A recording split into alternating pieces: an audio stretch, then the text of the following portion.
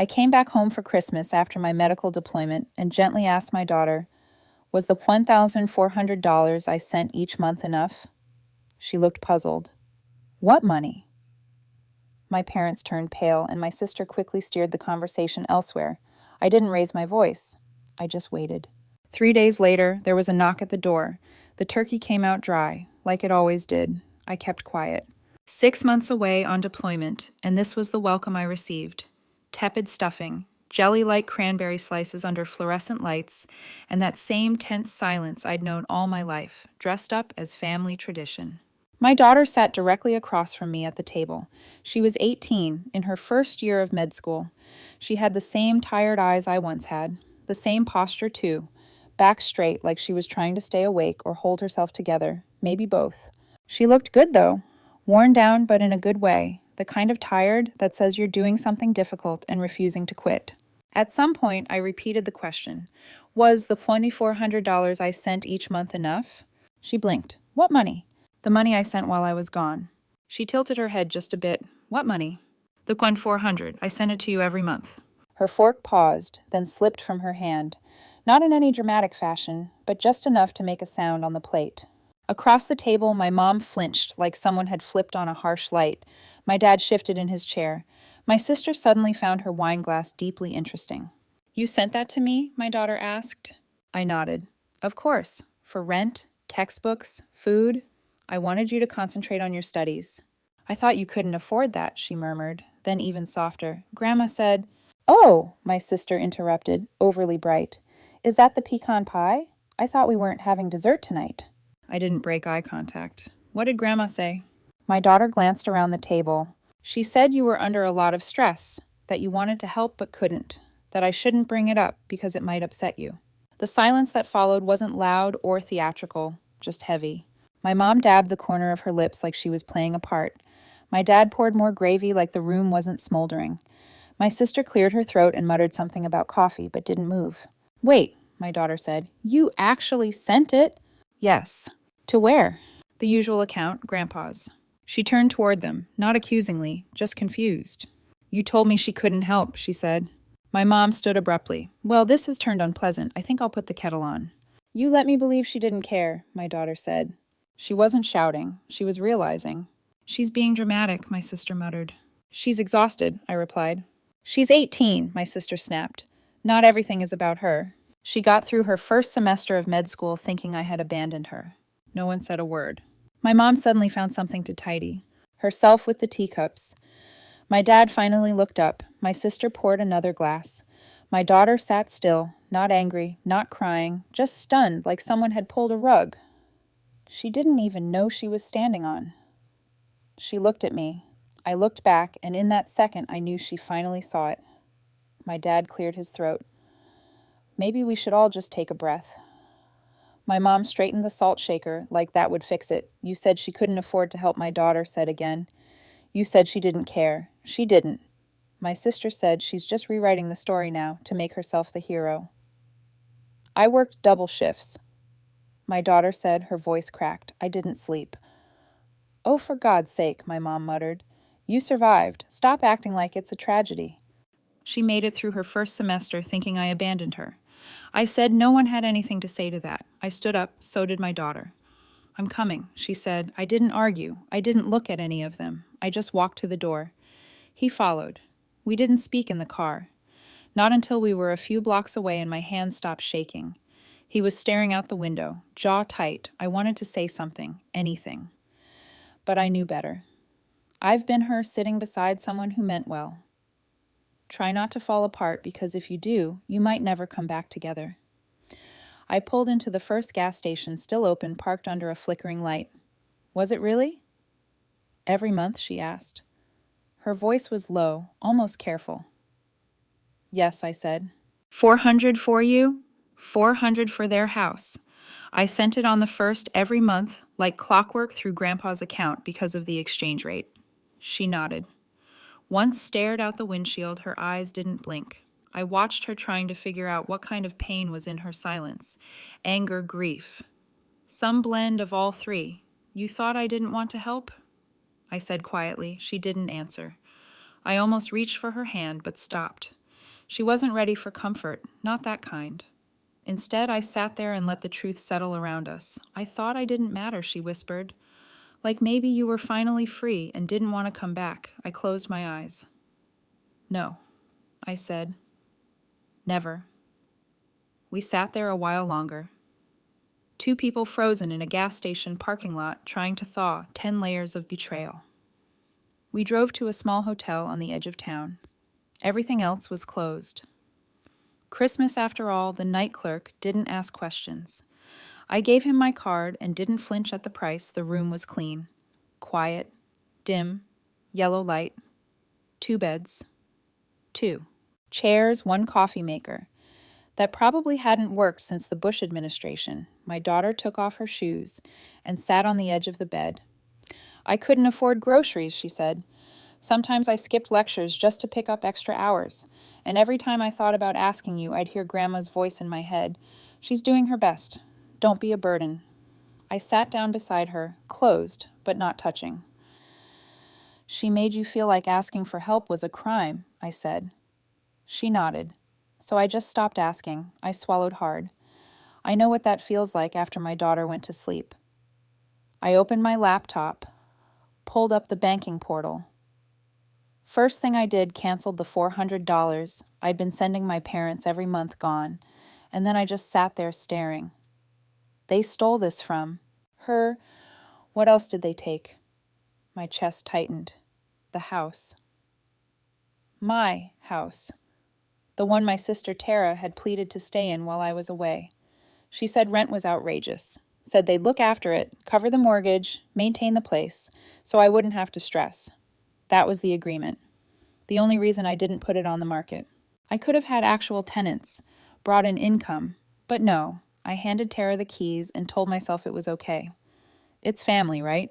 I logged into the mortgage portal and stared at the screen. Nothing. No payments. Not a single one in months. I froze. My brain scrambled for explanations. Maybe the site was buggy. Maybe the records hadn't refreshed yet. Maybe. But no, it was all there. Clearly listed, month after month. No payment received. I sat motionless, laptop on my knees, doing everything I could not to be sick. If she hadn't paid it, did I just lose my home? 3 days from now, I'll be standing at my sister's door, and nothing about our lives will ever be the same. But let's back up. At 5 years old, I couldn't tell you how many moms I'd had. The one with the chipped bunny mug. The one who smoked menthols. The one who kept the fridge locked. I don't remember their names, just the smells, the ceilings, the different words they use for dinner. One woman once told me I couldn't go to the doctor, said there weren't enough doctors for things like that. I think that's when it started. The needing. The belief that maybe, just maybe, I could grow up to be the kind of person I always needed. And that feeling never left me. When I was 5.5, my parents adopted me. Years of fertility tests and just relax and it'll happen had led them to the decision to take in a child who needed a home. Their words, not mine. Not. That first year felt like something from a Hallmark movie. Brand new toys, warm dinners, pajamas that matched. I was their mission. They were determined to do it right. I learned to say thank you without needing a prompt. Learned not to cry when fear hit. Learned how to fit in. They really were trying, genuinely. I still call those my happy years, though yes, I carry guilt even for thinking of them that way. Then came the miracle. When I was 10, my mom got pregnant, naturally, after being told it was a 1 in 1,000 shot. She radiated joy. They both cried. The neighbors brought casseroles. And after the baby arrived, the world shifted. I turned into the extra, the preview, the understudy lingering behind the curtain. It wasn't intentional, at least that's what everyone says. But when the baby smiled, they applauded. When I brought home an A, they offered a nod.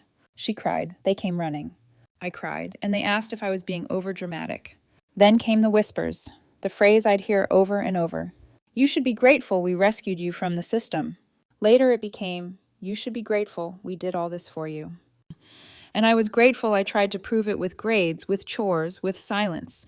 My sister didn't have to prove anything, he just had to exist. She had music lessons and birthday parties, and the kind of bedroom you only see in catalogs. I had poster putty and secondhand clothes when she broke a plate. It was a learning moment. When I did it was a character flaw, but I loved her. Of course I did. She was my little sister. She had no idea when it came time for college. I didn't ask for help. Never occurred to me. Asking felt greedy.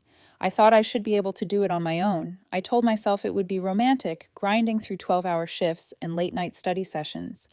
I thought I'd be some kind of self-made legend in reality. I was bone-deep, exhausted. I once fell asleep waiting for a bus and woke up to a stranger poking me with a pen, so I made it just barely. Once I got my degree and started working, I felt like I owed them, after all they'd saved me, so I paid for things. Groceries, bills, vacation, help here and there. When my sister went to college, I covered a chunk of her tuition. It was unspoken, expected. That's how our family worked. My success was their deposit slip, even when I got married and moved abroad. The money kept flowing. My dad had set up an account, optimized for international transfers, better rates, fewer fees, so I used it every month like clockwork. My husband stayed abroad after we separated. I didn't. I came home with my daughter. She was one fierce, loud, bright. I didn't have a lot, but I had her. And I swore she'd never feel like an afterthought. When she turned 18, she told me she wanted to study medicine. I said yes, before she finished the sentence. But college is expensive, rent books, food, lap fees, and I knew my job wouldn't stretch far enough, so I signed up for deployment. It wasn't easy leaving her, but the pay was better, and she was already moving into a dorm. I told her I'd send money every month, $11. $400 for her expenses plus $400 for my parents to help with their mortgage. Same setup, same account, Grandpa's. And for a while I thought it was working. We spoke on Zoom, sometimes, not often. She always looked tired, distracted. I figured she was adjusting to student life. She never brought up money. I assumed that meant she was okay. I thought I was holding everything together until Christmas, until that dry turkey. And that one awful question was the when $400 enough? And my daughter said, "What $1? 400?" That night, I opened the mortgage account again, this time really looking no payments in months. For a second, I panicked. Was I about to lose the house? Had they let it slide into foreclosure? Then I saw it temporary hardship. Pause. Approved. Filed under my name. No foreclosure, just a pause. I exhaled briefly.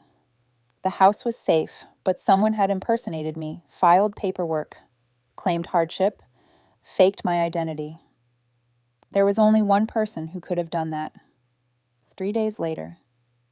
There was a knock at my sister's door, but first I made a call. I called my friend Ethan.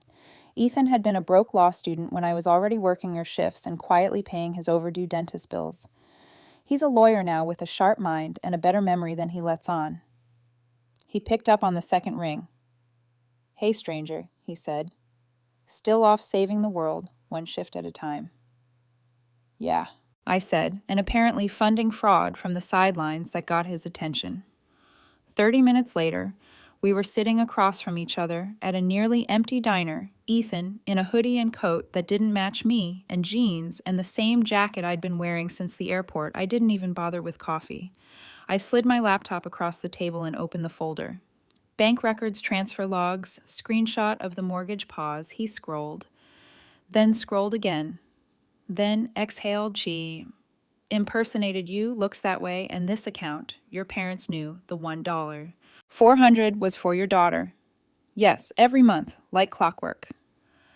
He clicked through the messages I'd forwarded. My mom thanking me for taking care of the kid, my dad confirming when the next deposit would arrive, my sister. Well, she didn't thank anyone, but she sure as hell cashed it, and the house. Ethan asked. "I have a written agreement," I said. "My sister promised to cover the mortgage while she lived there. Did she sign it?" She typed her name. I said, "Electronic agreement." I needed something on record for the bank since I was going abroad. They wanted proof it wouldn't sit empty. Ethan nodded slowly and, "You have the messages showing that the $1,400 was for your daughter. Yes, you realize this is solid, not just civil. This could be criminal." I stared at him. "Will I win? You want them prosecuted or broke? I want them to stop pretending I owe them everything." He looked at me, then really looked and said, "I think it's time to go knock on some doors." We drove to my house the next morning. Felt strange saying that my house, after all these months, I hadn't seen it in over 6 months. I'd been planning to rent it out, maybe even sell it, but my sister had called crying about how hard it was to find a decent place. So I'd offered her mine, a roof over her head, in exchange for covering the mortgage, just like any tenant would, except now she wasn't a tenant, she was a squatter with a credit card. History of theft. Ethan stepped out of the car with a manila envelope, professional. Like this was a Tuesday, I knocked on the door. It opened halfway. My sister blinked at me, then laughed. Well, well, look who finally came home. I brought you something, I said. She took the envelope, opened it. Eviction notice. She read, Oh, honey, that's cute. Ethan smiled legally. Binding effective in 30 days. She rolled her eyes. Yeah, don't worry. I'm moving out anyway. Already bought my own place. I stared at her. You what? He shrugged. It's done. Keys are in hand, thought. I'd treat myself.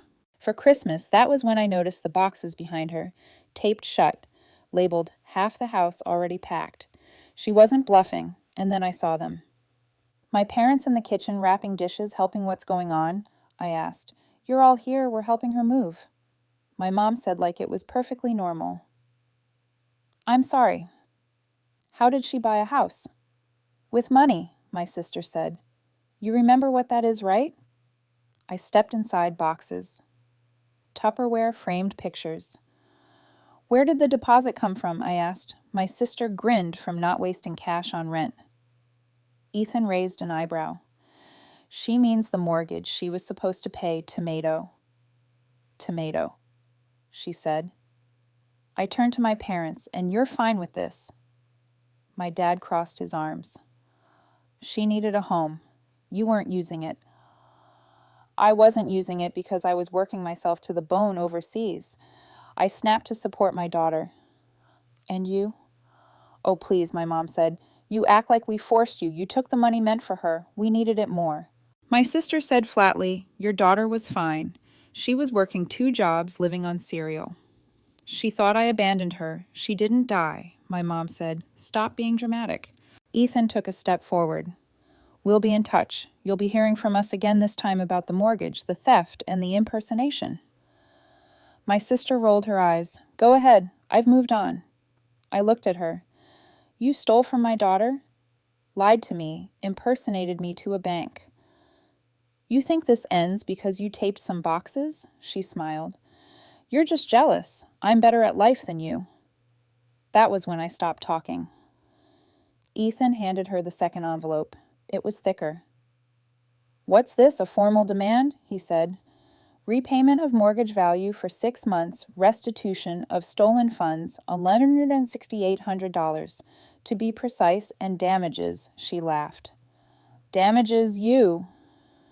Impersonated her to pause the loan, he said. My sister shrugged. You should be grateful. I have paused the payments for you, so it didn't go into foreclosure. You act like I trashed the place. My mom folded her arms. She's your sister. I turned to her. You told my daughter I didn't care about her. She was being dramatic. She skipped meals. She was 18. She should grow up. I looked around. The room at the woman packing china she didn't own. The man polishing silverware. He never paid for the sister who'd stolen a future and called it moving on. And then I said, I'll see you in court. That night, I went to see my daughter. She opened the door, looking tired, but calm. She had a paper in one hand and a pencil behind her ear. I'm sorry I didn't call earlier, I said. She stepped aside. I figured you were busy suing people. We sat on her bed side by side. I confronted them. I said they didn't deny it. She nodded. I figured I also found out they've been using your money to help her buy a house. Her face barely moved, just a slow, sinking kind of stillness. Okay, she said. That's not okay. I mean, it makes sense to them. I was always optional, not to me. I know, she said quietly. I looked around her tiny room, notes on the wall, food wrappers, a second-hand kettle with no lid. You won't have to work 2 jobs anymore, I said. I'll make sure of it, she nodded. Do you hate them? I asked. I don't think about them, she said. I don't have space. I reached for her hand. This time she let me, and we sat there in silence, but this time it felt like healing. They said it wasn't theft that was their opening line in court. Their lawyer, some stiff, in an ill-fitting suit, stood up, looked the judge dead in the eye, and said, "Your Honor, the money was a gift." I nearly laughed, not because it was funny, because it was so deeply insultingly stupid, that if I didn't laugh, I'd scream $1,400, he said, per month transferred through the grandfather's account. No formal conditions that fits the legal definition of a voluntary gift. He actually looked proud of that logic. My lawyer stood up, calm as ever. We have text messages where the plaintiff clearly states the money is for her daughter's living expenses and tuition. The judge nodded. "Let's see them." We handed over the screenshots, the ones where I'd said, "Just send her college money for November. Same amount as last month, and please make sure it goes to her, and if I miss the first buy a day, just transfer it anyway, please." The opposing lawyer glanced at the text and pivoted like a gymnast. "Well," he said, "that may be the plaintiff's intention, but there's no evidence the recipients agreed to those terms and no legal contract was in place. I swear if eye rolls were admissible, we'd have one right there." Then came the real circus. They brought my dad up to testify. He walked like he was going to a church pulpit, raised his right hand, swore to tell the truth. "My daughter is a doctor," he began. "And she's done very well for herself when she started sending money. We thought it was her way of showing gratitude. We raised her after all. We saved her from the system. We didn't ask her to send that money. She did it freely." He actually looked misty-eyed when he said it. Then my sister took the stand, and if my dad was a sermon, she was a full-blown one-woman. Play, she flipped her hair, bit her lip, spoke softly. "I was going through such a hard time," she said. "My boyfriend and I were barely scraping by when she offered the house. I was so grateful. I said I'd do my best to cover the mortgage, but it was never like legally binding." My lawyer raised an eyebrow. "Did you or did you not sign an agreement stating you would pay the mortgage in exchange for living in her home?" She looked at her shoes. "I mean, yeah, but that was just like an informal thing, sisters help each other." Then came the kicker. They submitted the hardship, pause as my idea. Their lawyer said, "I'd called my sister, panicked about losing the house, and asked her to file the pause on my behalf. She was overseas. He said it was easier for her sister to handle domestic paperwork." I almost choked. My lawyer stood. "Your Honor, that contradicts the signed mortgage agreement, and we have a recording captured legally of the defendant admitting she impersonated the plaintiff to the bank." The judge's head snapped up. "Play it." So we did. It was from my phone audio. I'd recorded the night we handed her the notice right after she laughed and said she'd already bought a new place. I'd started recording just before knocking on her door, and now that audio echoed through the courtroom on full volume. Ethan's voice rang out. "You impersonated her to pause the loan." Then my sister's voice followed, cheerful, smug. "You should be grateful I paused the payments for you so it wouldn't go into foreclosure. You act like I wrecked the place." The room went still. Her attorney slowly set down his pen. The judge leaned back in her chair and said, "Well, that's enlightening." From that point on, their defense crumbled like a deflating party balloon. The ruling came down in our favor. Full repayment, damages, legal fees. But of course, there was a twist. My sister didn't have the money. She had spent it, all of it, on the down payment for the house she had just purchased. A house she now legally owned but couldn't actually afford. She pleaded for a payment plan, cried in the hallway, said she'd go bankrupt, claimed it wasn't fair. The judge didn't flinch. 2 weeks later, after missing the court-ordered deadline to pay damages, the judge authorized a property transfer. The house she'd bought, the one she flaunted, was now mine. Her share of the equity lined up almost exactly with what she owed.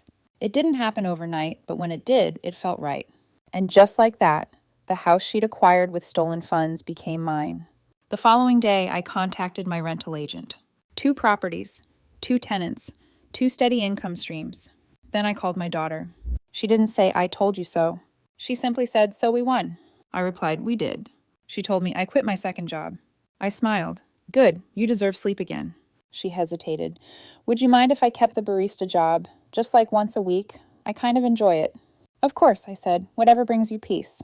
I returned to deployment for another 6 months, not because I had no choice, but because I wanted a cushion. A bit of financial breathing room before I came home for good. Everything had changed. The rental income went straight to her, covering her housing, groceries, and textbooks. For the first time in a long while, she wasn't merely scraping by, and neither was I. We video called every Sunday. She'd show me her class notes, her stethoscope, her dorm, clean, calm, and fully hers. Sometimes she'd say, "It's strange how much easier school feels now." And I'd nod because I got it. When you've been drowning for years, simply breathing feels extravagant. 6 months later, I flew home. We embraced in the airport parking lot. No speeches, no tears, just warmth. There was a spark in her again. Her eyes had life. We found a cozy apartment near her campus. I didn't move in with her, God forbid, but we had dinner weekly, sometimes more. We talked about the future, her goals, medical school, what she might specialize in. We even talked about family, or the absence of it. "I blocked Grandma," she said one night while stirring pasta, "and Grandpa, and Aunt Tara." "Good," I told her. "I don't feel guilty." "You shouldn't." We tapped forks like they were champagne glasses. The house they tried to steal, now it was paying for her dreams. As for me, I don't miss them. Not their birthdays, not their guilt trips, not their silence. Either way, breathing becomes easier afterward. And for the first time in years, I can breathe fully. So, did I go too far, or not nearly far enough? Some people say family is everything. But what is family, really, if it turns its back on your child? I'd truly love to hear your thoughts. Let me know in the comments. And if this story moved you, don't forget to hit that subscribe button and tap the bell so you won't miss what comes next. Let me know if you'd like this version further refined or stylized for narration or video script use.